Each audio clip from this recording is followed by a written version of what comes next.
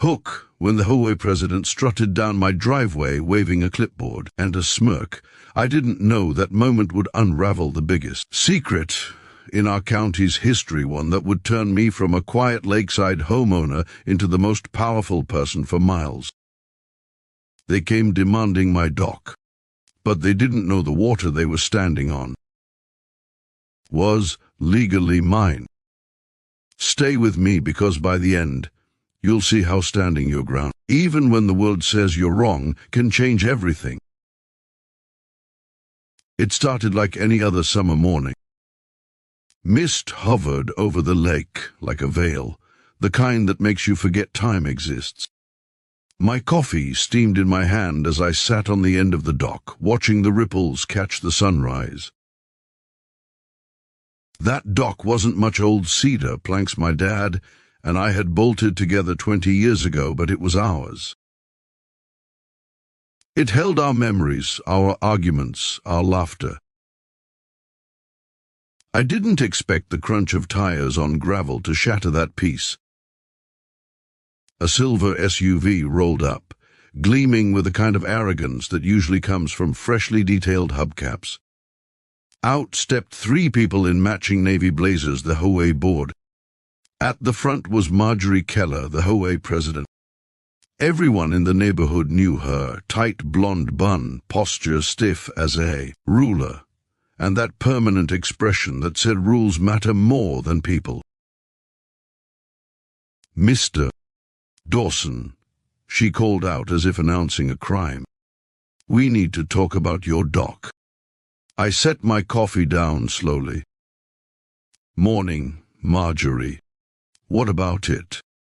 "It's not compliant," she said, tapping her clipboard.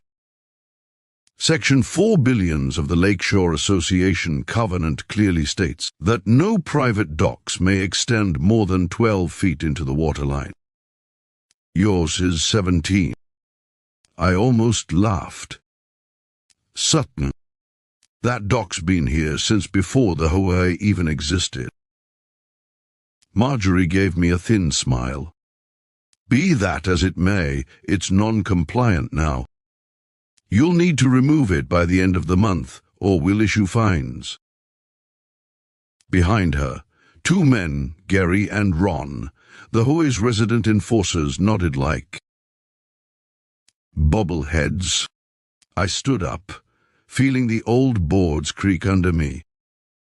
"You're telling me to take down the dock my father built? The one my kids fish off every summer?" Marjorie's voice was syrup sweet, but her eyes were knives.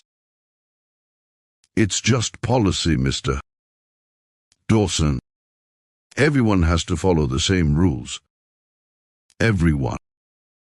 Except the HOA board, who'd built a brand new floating lounge last spring that stretched halfway across the cove."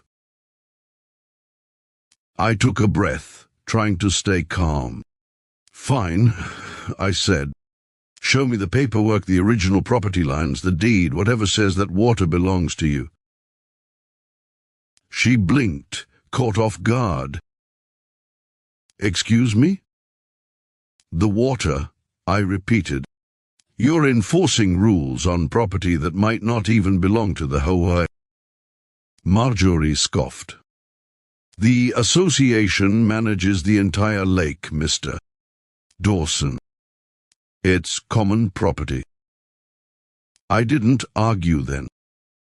I just watched them leave, their SUV spraying dust across the morning sun. But something in me, something old and tired, snapped awake. See, my father wasn't just a fisherman or a hobby builder. Before he passed, he'd spent years fighting over land rights in this county. He'd always said, "Son, when you inherit this place, don't let anyone tell you where your line ends." That night, I dug through his old files. Deeds, survey maps, letters from county clerks. And then I found it.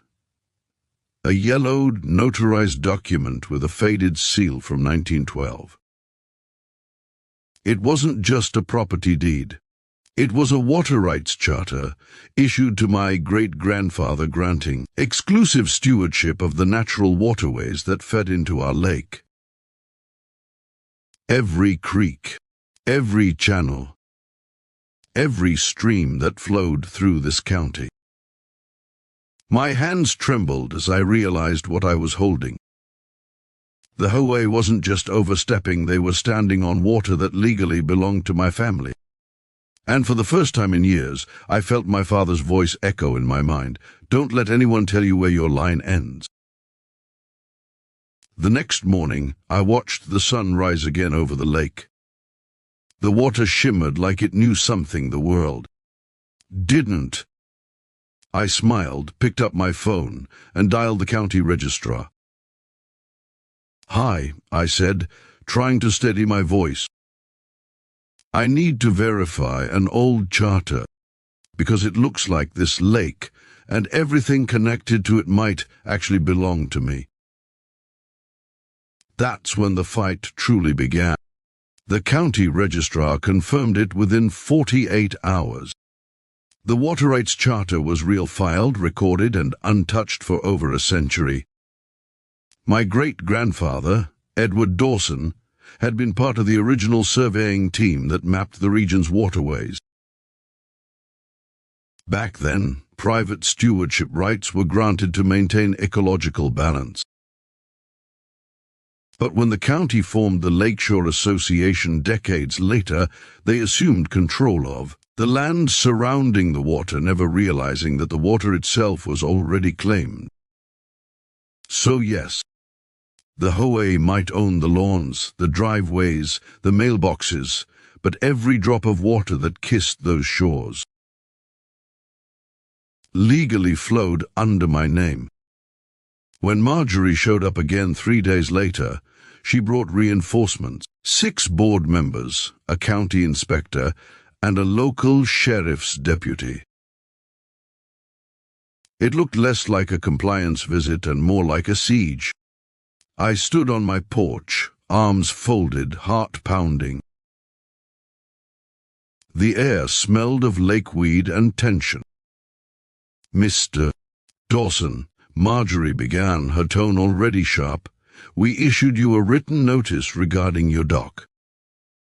The removal deadline has passed." "Has it?" I asked, holding up a manila envelope. "Because according to county property records, you're trespassing." She blinked.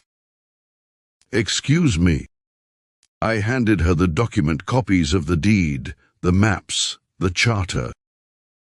"This lake and all its connected waterways are under Dawson stewardship. My family's been legally recognized custodians since 1912. The group murmured. The deputy leaned in, frowning at the embossed seal. "This is legitimate," he muttered. "Old, but binding." Marjorie's jaw tightened. "That's impossible. The HOA manages this lake." "Manages," I corrected softly. "Not owns. And you've been managing without permission." She looked ready to burst. "So what? You're saying you own the water?" "Every drop." "Not own," I said. "Steward. There's a difference. I can't stop people from enjoying the lake, but I can stop anyone who abuses it or claims control they don't have." A long silence hung between us, filled only by the gentle slap of waves against the dock. Marjorie's face reddened. "This changes nothing. The HOA's regulations still apply." "Actually," I said, stepping closer, "it changes everything." The news spread faster than wildfire. Within a week, every homeowner around the lake had heard the Dawsons own the water. At first, people were skeptical. Some were furious. Others came to my porch, polite but curious, asking what it meant for them. That's when I realized I had a choice.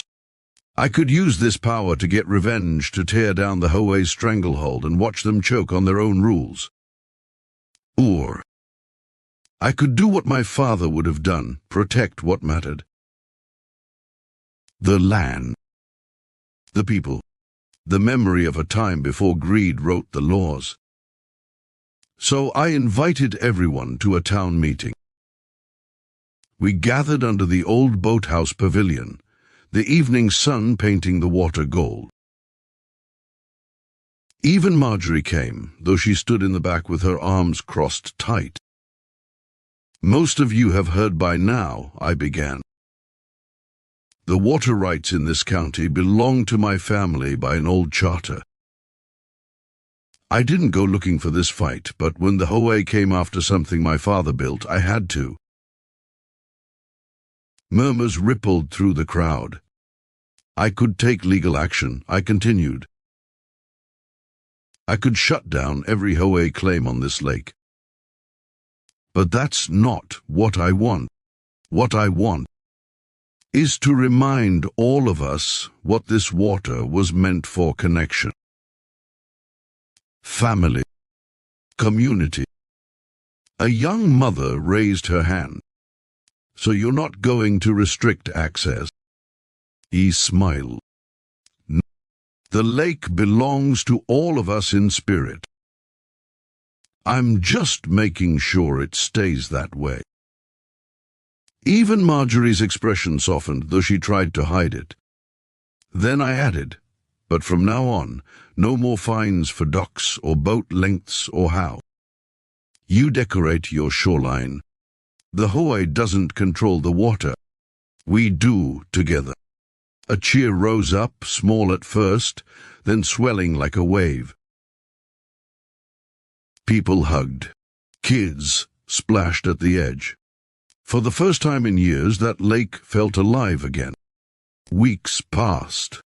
The HOA backed down quietly, carefully. Marjorie eventually resigned, citing health reasons, though I heard through the grapevine that she'd moved to a neighborhood with no lake at all. The new board asked for my help revising the community charter. We rewrote it together, every resident having a say, every voice counted. On the last day of summer, I stood once more at the end of my dock. The boards were still worn, still cracked, still carrying the footprints of generations. My daughter, Lily, sat beside me, her feet dangling in the water. "Dad," she said, "did Grandpa really own all this?" I looked out over the glimmering expanse. "No, sweetheart. He just loved it enough to protect it.